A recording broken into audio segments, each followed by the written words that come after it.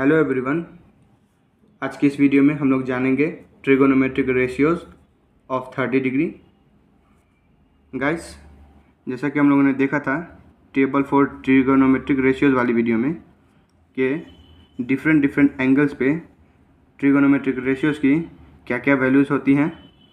तो आज की इस वीडियो में हम लोग देखेंगे कि 30 डिग्री एंगल पे ये ट्रिगोनोमेट्रिक रेशियोज की जो वैल्यूज़ आती हैं वो कैसे आती हैं। ठीक है, तो सबसे पहले हम लोग जानेंगे इक्विलैटरल ट्रायंगल के बारे में। An equilateral triangle is a triangle in which all three sides have the same length and three angles are equal. एक इक्विलैटरल ट्रायंगल एक ऐसा ट्रायंगल होता है जिसका तीनों साइड इक्वल हो और तीनों एंगल्स इक्वल हो। ठीक है, consider an equilateral triangle with each side equal to 2a। हम लोग क्या करेंगे कि कंसीडर करेंगे एक ट्राइंगल को जो कि इक्विलैटरल ट्राइंगल होगा और तीनों साइड्स जो होगा वो इक्वल होगा। तो यहाँ पे हम लोग मेजरमेंट लेंगे 2a हर साइड का।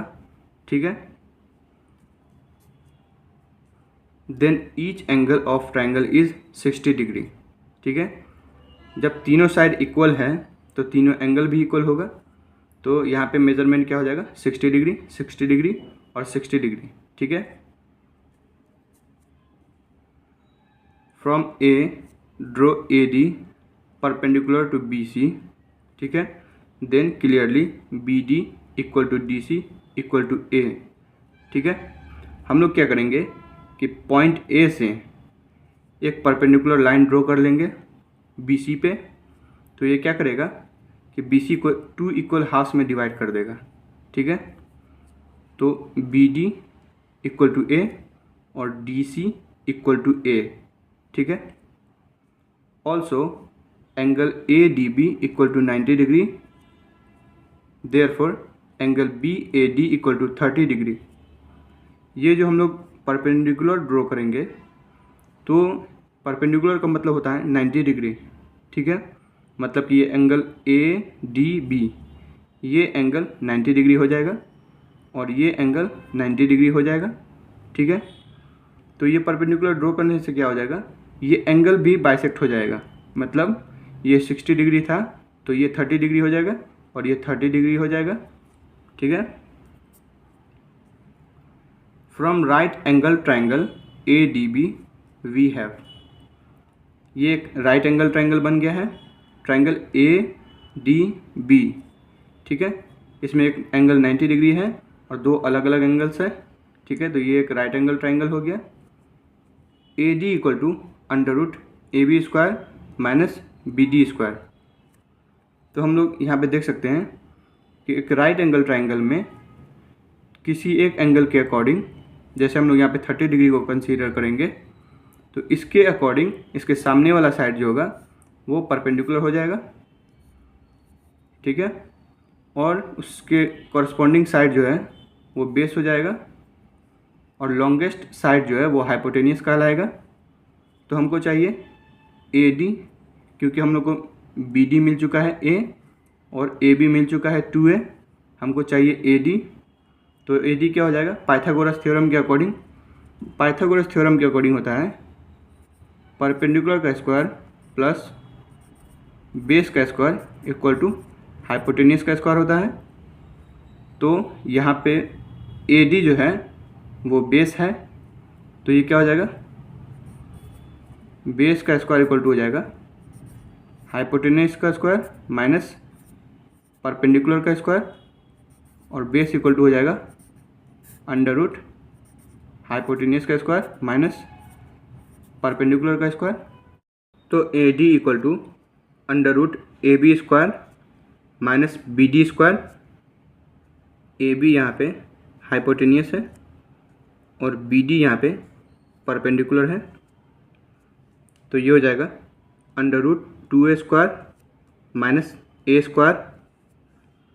ए बी 2a है और बी डी ए है, तो ये हो जाएगा under root 4a square minus A square. तो 4 में से 1 को डिवाइड माइनस करेंगे तो ये हो जाएगा अंडर रूट 3a स्क्वायर यहाँ पे a का पावर 2 है और 3 का पावर 1 है, तो जो स्क्वायर में रहेगा वही बाहर होता है, तो ये a बाहर हो जाएगा और 3 के ऊपर रूट रहेगा, तो फाइनली हो जाएगा AD equal to a√3। In right angle triangle ADB we have, मतलब इस राइट एंगल ट्राइंगल में हमारे पास बेस इक्वल टू AD हो जाएगा जो कि a√3 है, perpendicular equal to BD equal to A and hypotenuse AB equal to 2A। ठीक है, साइन 30 डिग्री फाइंड आउट करना है। तो साइन थीटा जैसा कि हम लोग जानते हैं कि होता है परपेंडिकुलर बाय हाइपोटेनियस।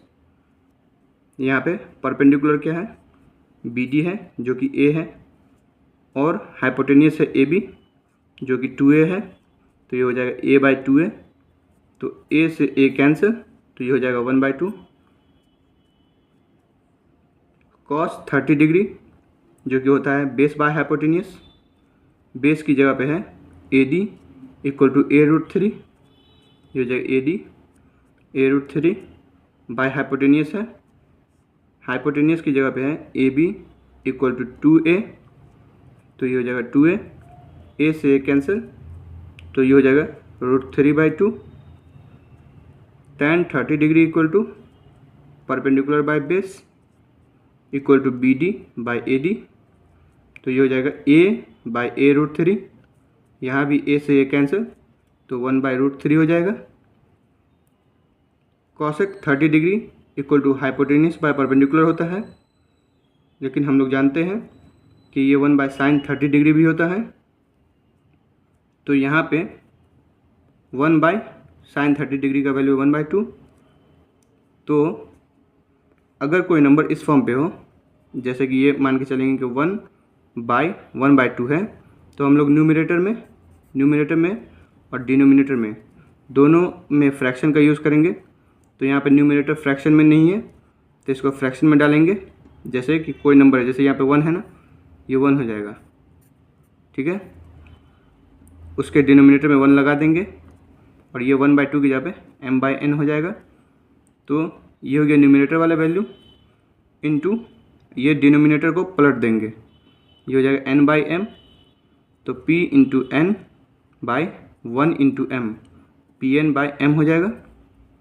तो उसी तरह से यहाँ पे 1 था, इसको 1/1 कर दिए, इंटू इस 1/2 को पलट दिए, तो ये हो जाएगा 2/1, तो 1 इंटू 2 2 और 1 इंटू 1 1, तो ये हो जाएगा 2। ठीक है, तो इस तरह से sec 30 degree equal to hypotenuse by base होता है।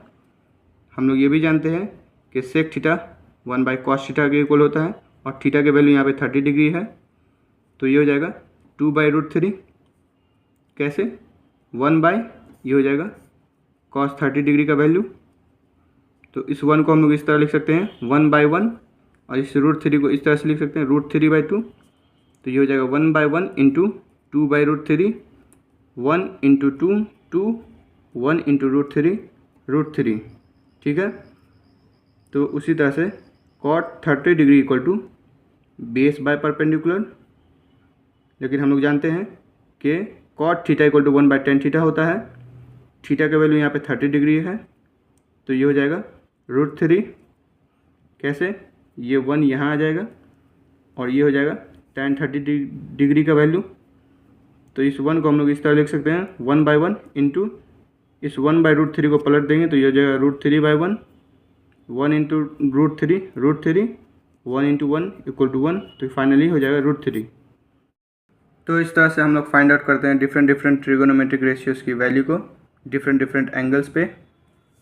तो आज के लिए बस इतना ही, मिलते हैं नेक्स्ट वीडियो में। Thank you.